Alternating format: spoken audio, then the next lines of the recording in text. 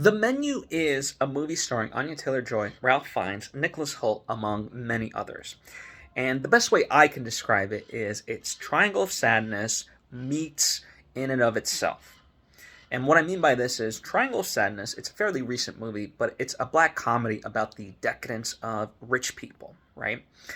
And In and of Itself is this movie. It's really kind of like a movie documentary. It's tough to explain. You really have to kind of watch it. But essentially, it's about this magician named Derek and showing his show and him kind of taking us through this narrative.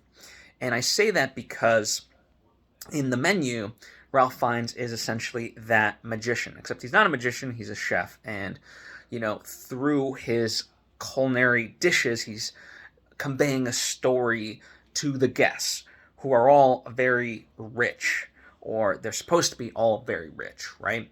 And where it goes from there is both a mystery.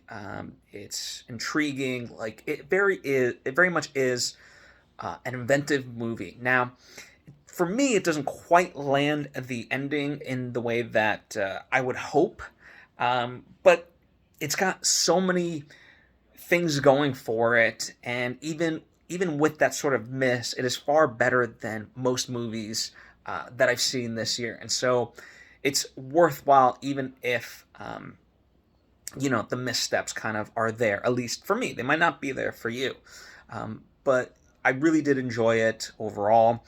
The acting is phenomenal from everyone, and as I said, you're kind of guessing throughout the entire thing, as are really the guests that are at this so-called dinner.